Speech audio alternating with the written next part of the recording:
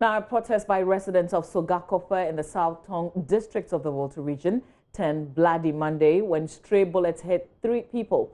According to sources, the police fired warning shots in an attempt to disperse the angry residents who besieged the police station and pelted them with stones.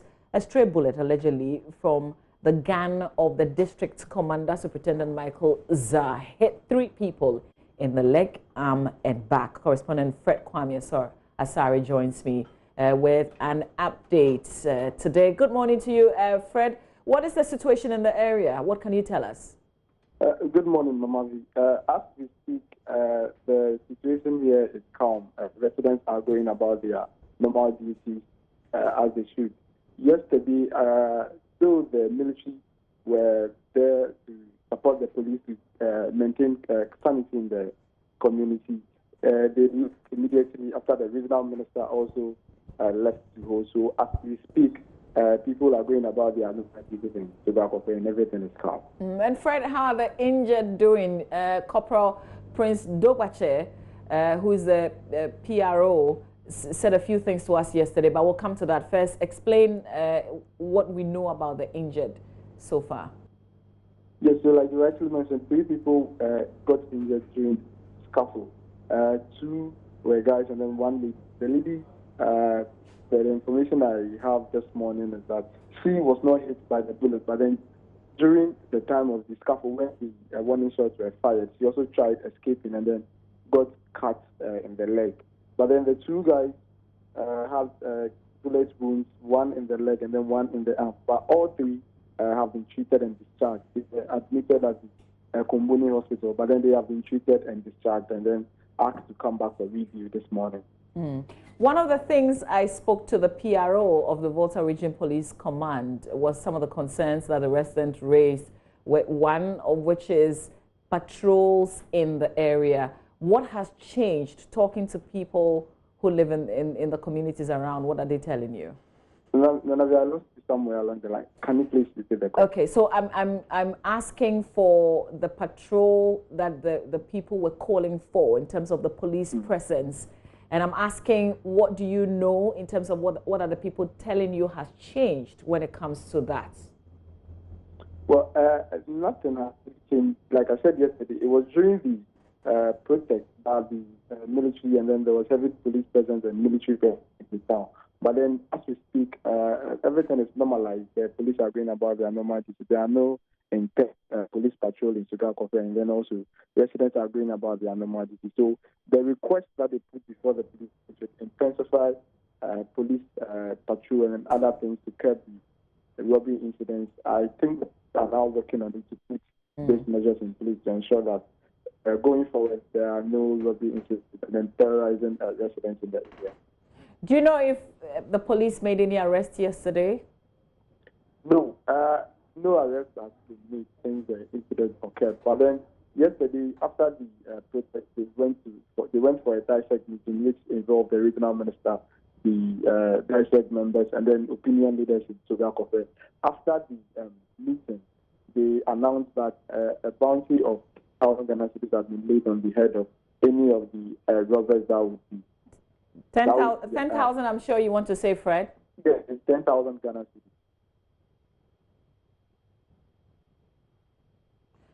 So Fred Asari is my colleague who's been reporting on this particular incident since Sunday. Fred, if you're still there, one more thing before I let you go. The ultimatum that the people gave initially when they did that press briefing on Sunday, that would, I guess, it would end tomorrow, Wednesday. Tomorrow. Okay. Tomorrow, yeah. So have you picked up anything? What's their next plan? Well, I haven't spoken to the opinion leaders today, but then in the course of the day, I would contact Mr. Maswa Lukito. He's actually organizing the youth out to him and then find out their next line of action. Should the ultimatum expire and then no arrest has been made, I would find out what they intend doing going forward. Fred Asari, we'll leave it here. Thank you very much. That's my colleague, our correspondent in the Volta region, bringing us up to speed on this issue of rioting at Sogakope following the killing of an assemblyman. We've tried to make contact with the police administration in the region and the regional minister as well. Well, so far we haven't been successful. As and when we do get through, though, we'll bring you that side of the conversation.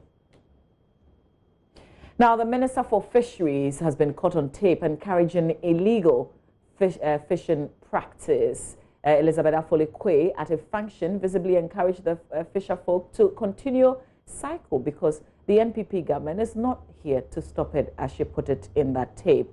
Now, this practice allows industrial trawlers to effectively steal the fish from small-scale fishers before selling it back to local communities at a profit. Let's listen to Madam Afolikwe.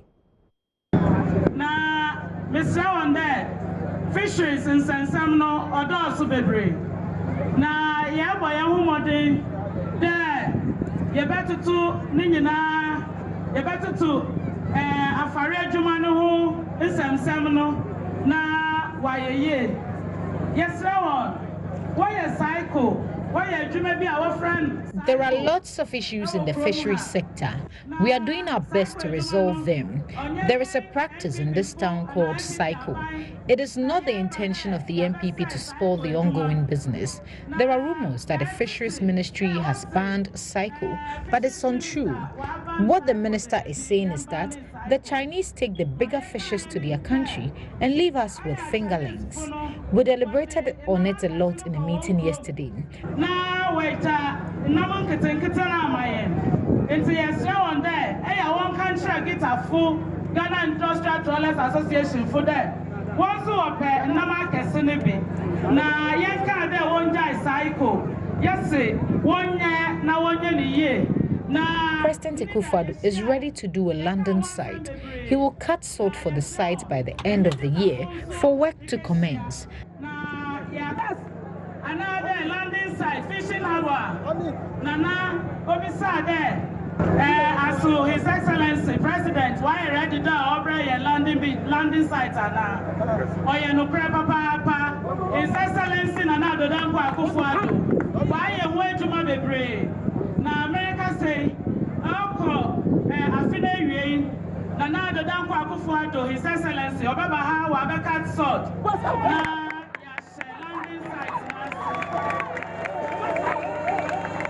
Sure.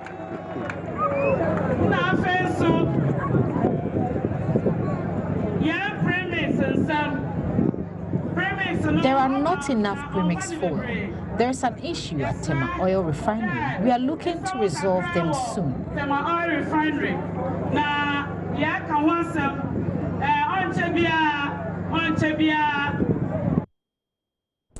Well, speaking in reaction to the matter, Kofi Agboga, who is a member of the technical team that advises the Ministry on Fishery Matters, has condemned the minister's utterances. Mr. Agboga said the Fisheries Minister, Elizabeth Afolikwe, goofed in that video. He spoke on Upfront with Kojang Singh. That was a big slip. She shouldn't have said that. She knows very well that psycho fishing is illegal. Something that is illegal, whether you do it well or you don't do it well, it is illegal. Just like an armed robber telling him that he should go and do his armed robbery well, and you support or not to do it well. I find a lot of contradictions in what she said. Perhaps she didn't mean to say so if she really looked at the law again before she went out there to speak.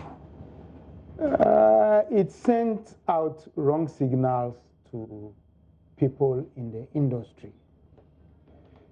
Section 132 is very, very clear. If you look at Section 139, it gives the minister the power to make regulations.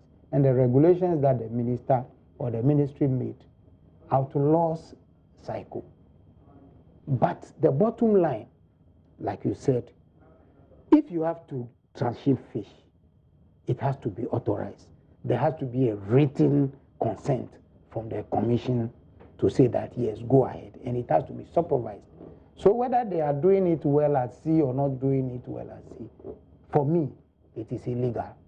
And I mean, there has to be a way of stopping it. If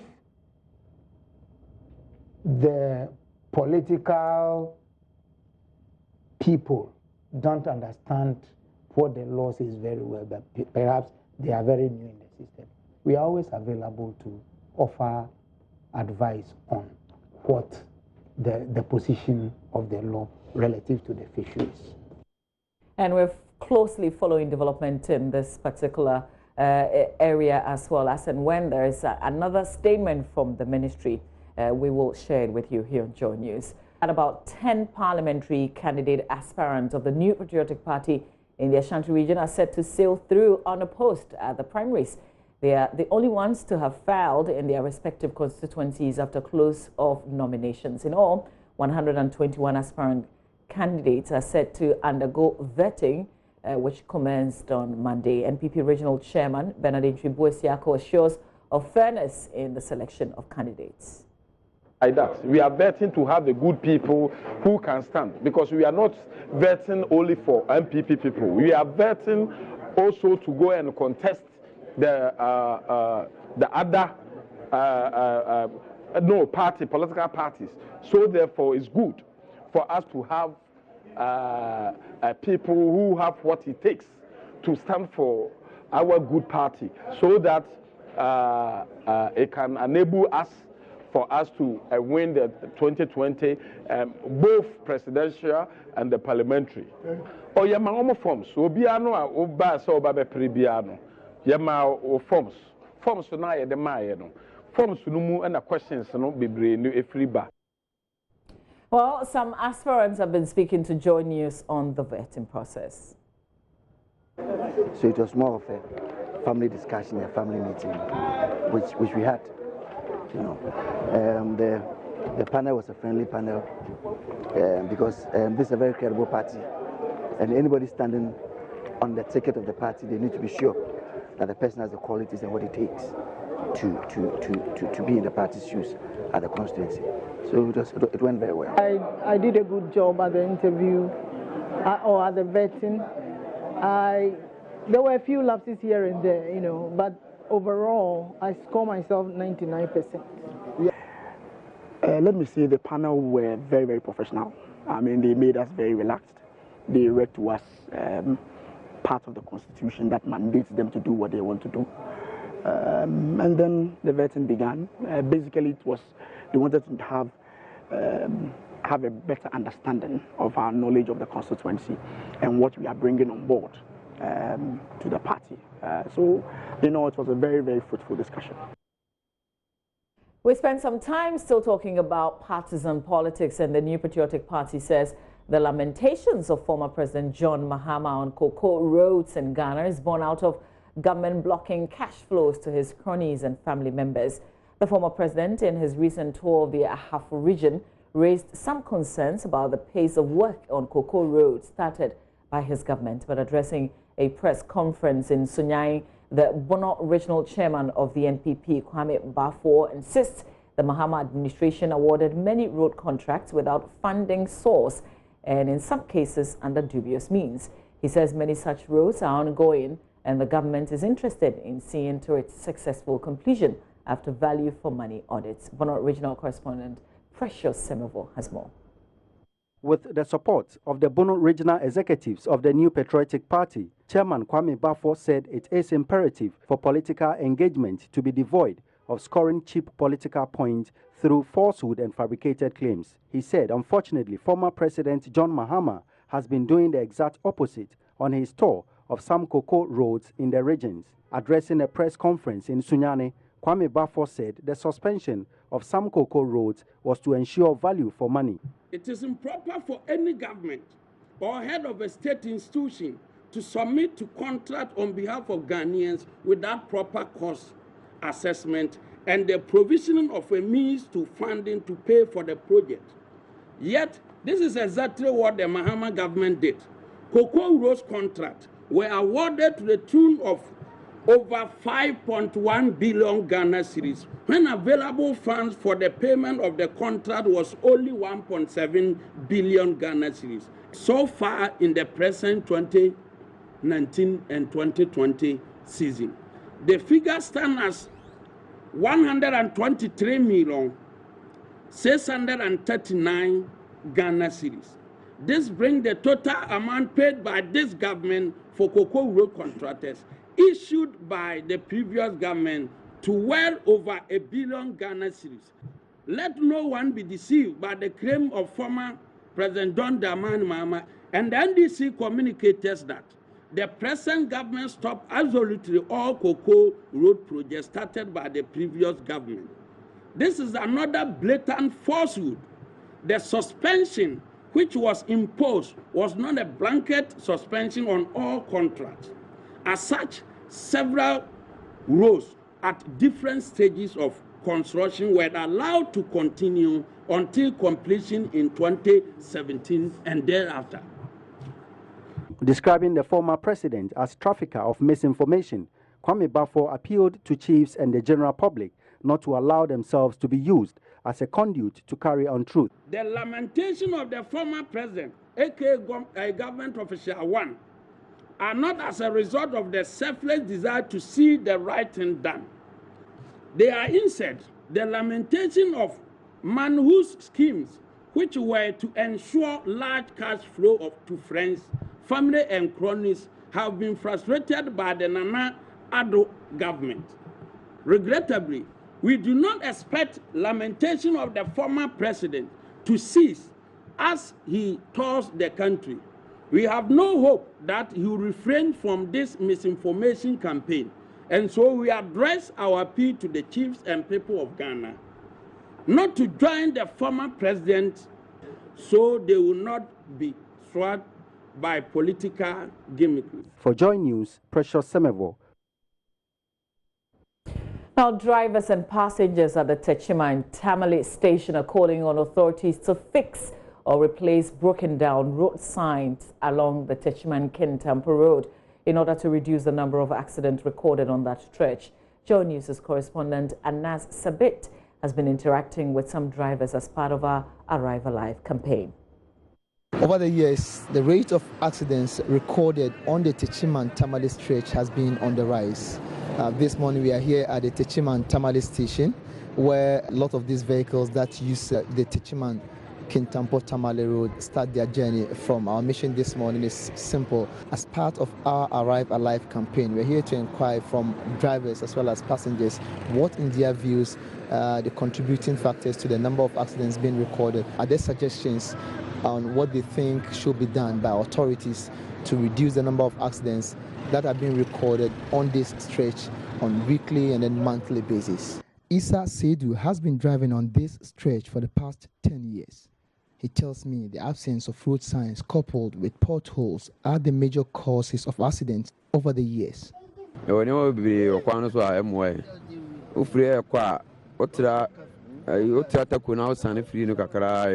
Somebody be ahead anyway, so by so free to what more bar, I know who to honor the committee reflectors, sure, man, should say, a horn, I do a carriage jack a boy. What I want so turn about so, your tobuto, a horn so who's whom. I know before so do tobuto, sign be anywhere, I just a who could tobut. Now, on so over bang up before bumping, as I am a trillion, or more tab bob or even crown and say, I'm a fine man, I'm a 20 more so. To also know so I'm the sign basis so I chase a whole to boot to high boy. And I found on the other towns and put us no sooner. Edi in Yakara.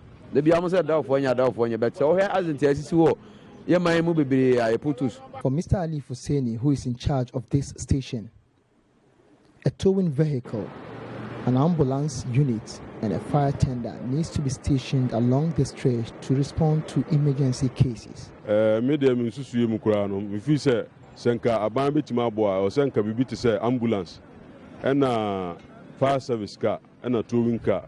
Or say, I'm thinking over be free a cooking tampon, I'm thinking over be Timia Babi as a cars in the BC. Sebia as a car and a best say car a bit more free quamu. Say, Yaman Fasa Masusa, when she any been a baba, ambulance a war. Any fire service no more attended to that accident and not be free quamu or Sebia Bibis and sensible. He, however, has some advice for drivers who have been plying this route. A foot to army or Emma driver for say, or say, driver ni ufiri fi wa bo mpa ya chi no hu se wo nkwa hu hia e ma obusuafo e na oman na awo mu no eno achi nipa na odo omo nam no so hu se omo so omo nkwa hu hia because enkwa bia e wo adwuma e wo se eye maman no enti mi fi se e wo se driver fo no enya aboto omo adwuma omo yim. Some of the passengers we met at the station also told JoyNews what they feel should be done to reduce accidents on the stretch. Drivers no munya abotre na kwano so sansu kwano so na de akoye ne se car se o kwano so ha esan ke ton car no free ho ko se car no esi ho stay na ba ko so ba te anya dey entimi ye yi so de bottle enti esra ba ne se kwano de sa ton car no so ma fa kwano so oni hu juma ma na drivers no so munya abotre na kwano so mu mebie mu ma. Right now Techiman is a Bono East regional capital, so we need some petty things like what they said. We need towing cars so that any emergency we will tow it from the road. It happens a lot. It causes accident a lot. You will see accident and a lack of towing car cause an accident again. So it is a major concern. The government should look at it and do something for us. The dual carriage into the Techiman township starts from this end, and this is one of the accident-prone areas along this Techiman-Kintampo stretch. Of course, the absence of road signs to alert oncoming vehicles to slow down heading towards this end is also another factor. Now, if you take a look at this particular end, you could realize there are signs of recent vehicular accidents that has occurred on this particular stretch. Take a look at this end. A vehicle sped onto this flower bed and then ran into an upcoming vehicle in recent times. We have to note that the inability of authorities to replace broken road signs is a contributing factor to the very reason why we have lots of accidents on this part of the road. So that road sign is to indicate that we are at the beginning of a dual carriage. But unfortunately, see where it is being spotted, and that is where the dual carriage starts. At least oncoming vehicles are supposed to be signaled some meters before they get here, but the sign is placed some few meters after where the dual carriage starts. And apart from this, whilst here, we've counted not less than 4 vehicles using this place as a U-turn. It's very risky to take a turn here, but they are doing so, and there's no road sign here to alert vehicles that are coming from that stretch that they are not supposed to make a U-turn here. No road sign whatsoever. So vehicles that are coming from Techiman towards Chobodom, some of them get to this end and they decide to take a U-turn. Of course, this is a classical example. Vehicles are coming and this driver has decided to take a U-turn here. Dangerous place, but the absence of road sign once again is the very reason why most of them are doing this. From Techiman here in the Bono East region, I am Anas Sabit for JoyNews. Nakra, my name is Mama V. Owusu-Abuaji, reminding you that wherever you decide to go, please arrive alive. Now, the administrator of the Ghana Education Trust Fund is questioning some of the facts put out by the Auditor General in the recent performance audits of beneficiaries of the scheme. The report by the Audit Service found discrepancies in the award of scholarships by Get Fund, including instances where several of the beneficiaries did not qualify. In an interview on our sister station as Semper FM, Get Fund Administrator Richard Bourdu questioning the list of beneficiaries, insisting it did not come from the fund. He explains the Auditor General only requested for a bunch of documents with the names of prospective applicants, shortlisted applicant, plus a list of approved or awarded scholarships. That word Auditor General Ekai Okase information and I say the list was generated by Get Fund. Yeah, I think the list was generated by Get Fund, in his own words. In his own words. Okase the list was generated by Get Fund. Tell list the man. The list na Kasana or the buy of the 88. Me want to say eniyama bi itosi enkai ewo list of 80 no. Yama list biya. It was a file of documents. Incorporating people that have been shortlisted people that have applied. Any financial files, and a file, files, different various of files. Okay. Any demand, say on working on it, and based on that, he created that list. Okay. A total huge numbers of scholarship application.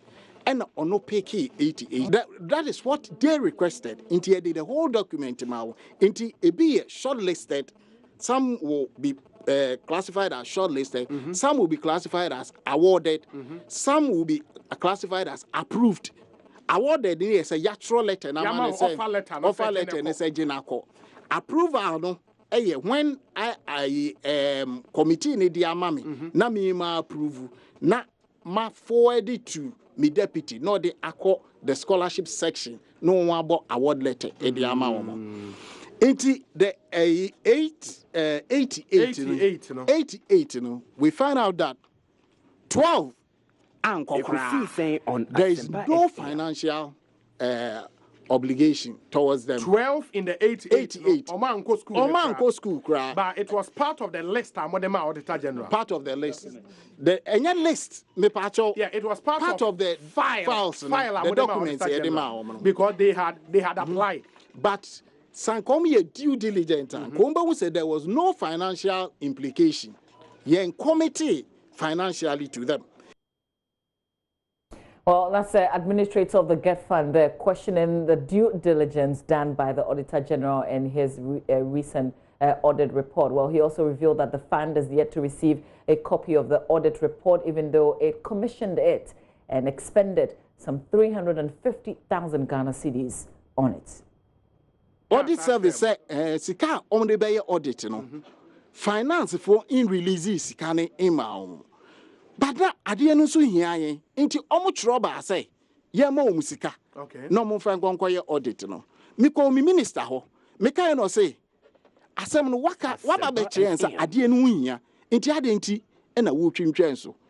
Yanko ne yanko gotia ema wo say no betimi aye adwuma eni yetua sika edema into GET Fund and kasa a finance audit now. Sa pepe yetua 350,000 for 350,000 cedis Ghana cedis for auditing auditing it included 3 universities any scholarship on any other infrastructure auditing.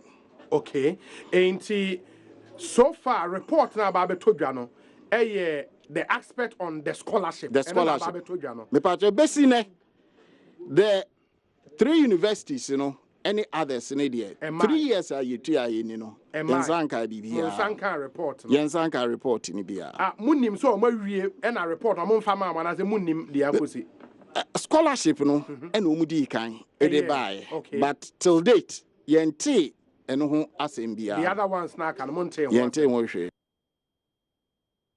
So, administrator of the GET Fund there speaking for the first time on a Kosi saying on Asempa FM with host of the show Osei Bones, who amongst other things insisting that GET Fund did not give any list of scholarship beneficiaries to the Auditor General's office for this audit, but says the list was generated from a number of documents handed over to the Auditor General, and saying that 12 out of the 88 beneficiaries listed in that report never got any scholarship assistance at all from GET Fund. So many revelations being made there by the administrator of GET Fund. Vice President Dr. Muhammad Baumia has advised traditional leaders and religious bodies to avoid frequent handshakes in the wake of the COVID-19 outbreak.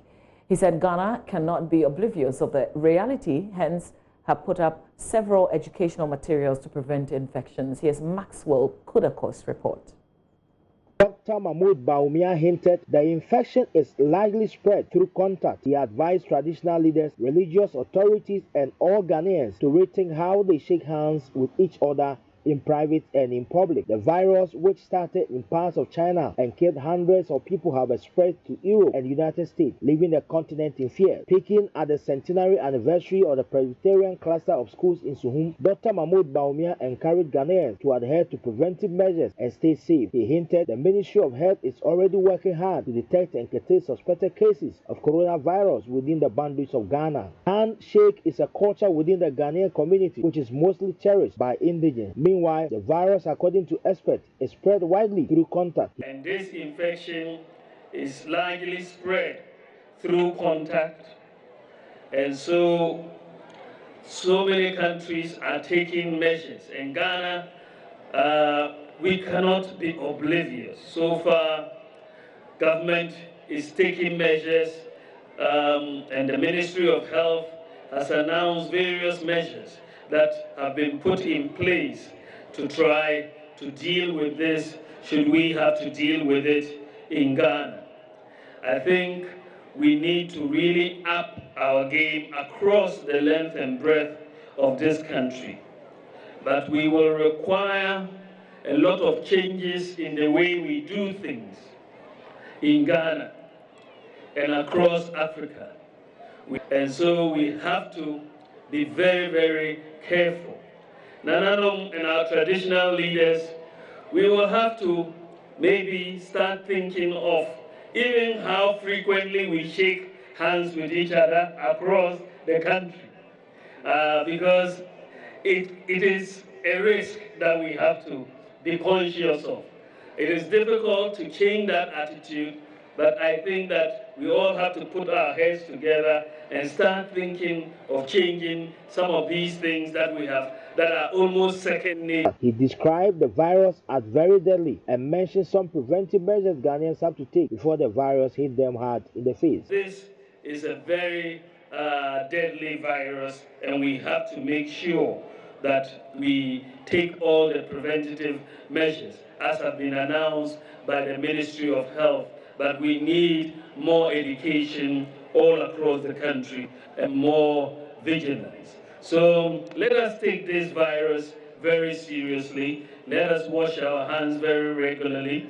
And when you are sneezing, please cover your mouth and your nose and everything, because you could transmit it in that manner. But I think we should be conscious of it. I just wanted to use this platform to say, let us not wait till it arrives, but let us start taking preventative measures.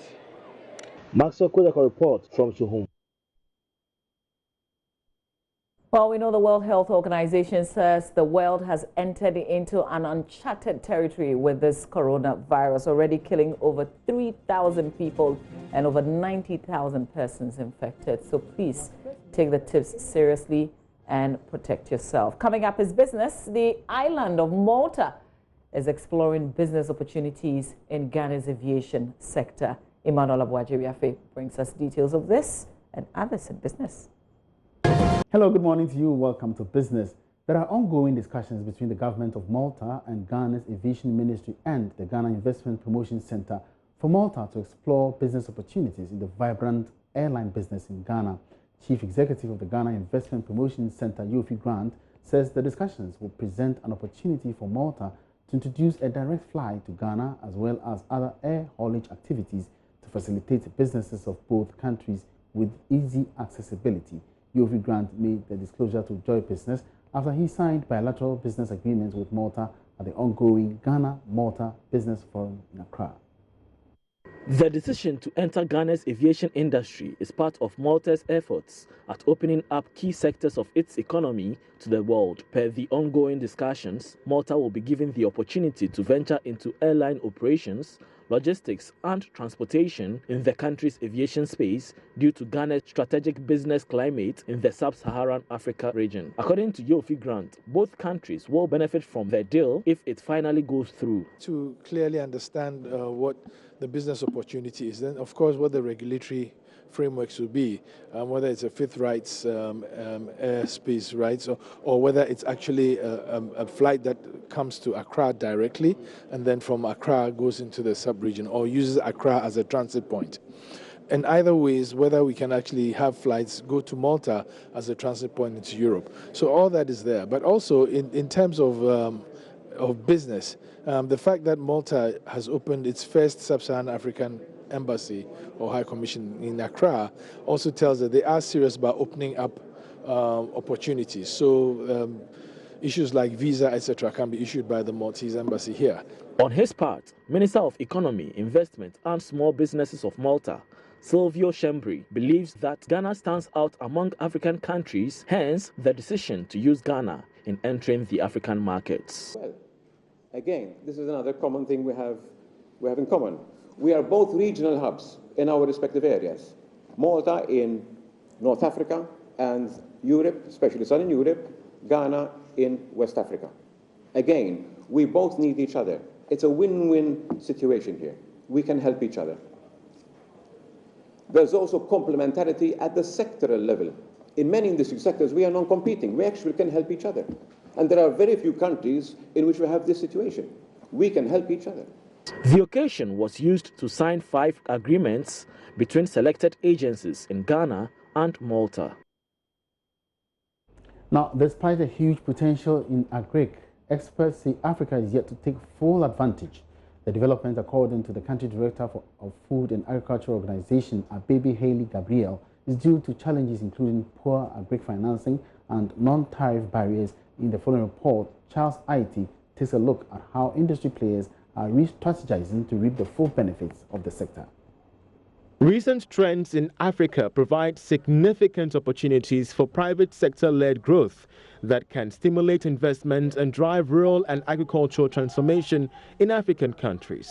Existing challenges like poor agric financing and non-tariff barriers impede the growth of the sector. Here's Country Director of the Food and Agriculture Organization, Abebe Haley Gabriel.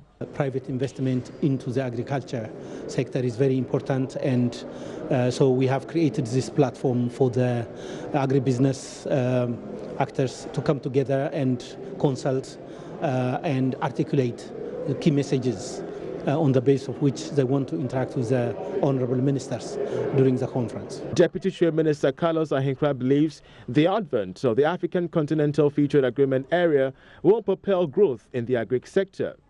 Trade among African countries stand at 17% in 2017, compared with 68% in Europe and 59% in Asia. Carlos Ahinkra says agriculture will be the engine of growth for Ghana and other African countries. As far as we are concerned as a government, we think that the AFCFTA, it's a program that is going to help the whole of Africa. And in fact, many countries that had started already or is have taken the lead in trying to industrialize in regards to agro-business. Meanwhile, partner with the East African chapter of KPMG, George Menu, has lamented the low financing for agriculture by banks, as financial institutions raise concerns over the high risk involved in lending to agric-based investments.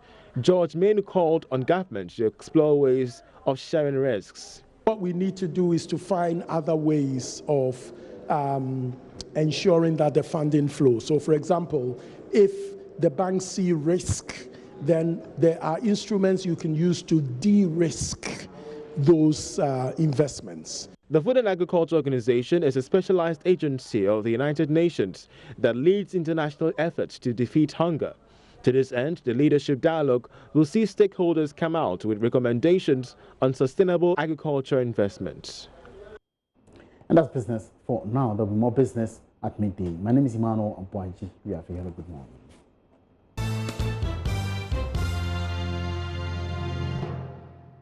Thanks to Emmanuel Abuaji, we are fit for business. Time now for us to talk some sports. And Joy Sports editor Nathaniel Atto is here. And it's a big day, the first major test for the Black Stars head coach. Definitely. And, you know, everybody has been looking forward to this new, squad that he's going to announce for a couple of reasons. That obviously this is his first major assignment as head coach of the Black Stars, competitive assignment at that. So Ghana is playing Sudan in a double header in the next 2 weeks. You know, we're beginning from the Cape Coast Stadium, and then the next fixture will be played in Omdurman in Sudan. Now, obviously, it's for qualification for the next edition of the Africa Cup of Nations. Now, this is it. Now, before he took over as head coach of the Black Stars, Kwesi Appiah had worked with him as assistant, and they won 2 games, you know, against South Africa and all of that. So, I mean, if you look at that, you'd realize that at least he has a certain feel, and that's him training with the Black Stars team when he played the role of assistant coach. Okay. Now, it was very, very brief because, you know, not too long after the appointment, the FA announced a dissolution of all the technical teams of under the FA, all the national teams. You know, so there was a dissolution, and then the position for head coach of the Black Stars became vacant because Kwesi Appiah obviously did not have his contract renewed. So he obviously has his strengths. He's played the game before. He has a strong background coaching, you know, at the local level. You know, in the Ghana Premier League, he's coached at Ashanti Gold. He's coached at Accra Hearts-Evoke. He's coached at Kumasi Asante Kotoko, and also he's coached at 11 Wise. He paired up with Odate Lamte, also a former teammate of the Black Stars, to coach at 11 Wise. And he's grown his CV very well. So obviously a very experienced person, familiar with the local scene as well. Definitely. Is he going for old players or new players? Well, when you look at what's been happening in Europe, I mean, clearly you could see that some of the key names that are definite, our top 3 stars, if by every stretch of imagination. You find the Ayus on our there? Backdrop. The Ayew brothers will be there. Thomas Partey will be there. You know, definitely. So then we start looking at all the other departments, from goalkeeping through to defense, you know, the midfield and all of that. So it'll be interesting. We suspect that there'll be 1 or 2 new names in there. But you see, from a football point of view, you wouldn't want to do too many, you know, tests at this time, because whichever result you get at whichever stage of the qualifiers has a bearing on what's going to happen eventually. I mean, there will be a point where, you know, would have to settle on head-to-head, for instance, and because of that, then it becomes difficult, you know, so then you'd have to go into a final game looking for a certain number of goals and all of that. So what is important is get the results and get it done every time you get the opportunity. And of course, I mean, when you're playing at home, there are a few things that go for you. The fans are there, they come over to watch your training sessions. So in terms of the boost, it gives you a double boost. Obviously, these players have played under different conditions, and you know, in your shot, for instance, is goalkeeper Felix Sanan. He, I am expecting to get a role in there because of his consistency in the past season. But we also do know that CK Akono has been to Europe, particularly trying to monitor and see are there some specific names that we're hoping that he will include in the squad? Well, definitely. He saw these 3 names I've mentioned are players that he monitored during the tour. He was in the Netherlands as well, so that is where we probably are going to see a few, you know, surprises here and there. So we'll be looking forward to it. Everybody has tried to speculate, especially our colleagues in the media and all of that. But hey, let's see how all of it goes. Isn't the players that we're interested in, and we're showing you this press conference comes up at 11, which is in about 4 minutes, by the way. So that's the venue for that announcement with all the microphones ready to get the head coach to give out that announcement. I was just going to ask, are we interested in the results, or we're interested in who gives us the result in terms of the players? You know, it's very funny. Football fans are very, very funny. I mean, at the point when the squad is announced, so many conversations will go on. And I'm already picturing the way this news conference is going to go. Look, CK Akono is a very tough mind when it comes to, you know, setups like these, where journalists are asking all sorts of questions. So why didn't you place this guy in there? Now, we're envisaging 2 scenarios where he comes in, mentions a name and says, I chose him because he did X, X, and Y. And then he mentions another name and does same. Then it will limit the number of questions that will come. But then if he comes in and does the traditional thing of, okay, does an introduction and runs through the list, then journalists are going to ask all those questions. Why did you select this? Why did you bring on this? And it's obvious because, you know, there could be journalist A working in Media House B who's been monitoring one particular player who's playing in an unorthodox football destination. So the unorthodox football destination will be maybe the likes of Vietnam, the likes of, you know, China, where there's not too much attention on these leagues. There's not enough coverage from this side of the world. So then he comes to ask you, okay, this player has been playing here. He's played 5 matches so far. He's been getting call-ups and he's been showing good form. So why didn't you invite him? So those kinds of questions definitely we will get. But at the end of the day, CK Akono is a tough mind, like I said. He's got great experience and he knows what he's looking for. So let's leave all of it to him. After that, we'll do our analysis. My heart is beating already. Listen, we wait for that. Nathaniel is here with you. He'll be bringing us all the details with this press conference and the names that will be mentioned. More analysis here on Joy News. For me, though, on News Desk, on behalf of the production team, I thank you for your company. Remember to arrive alive. We'll see you soon.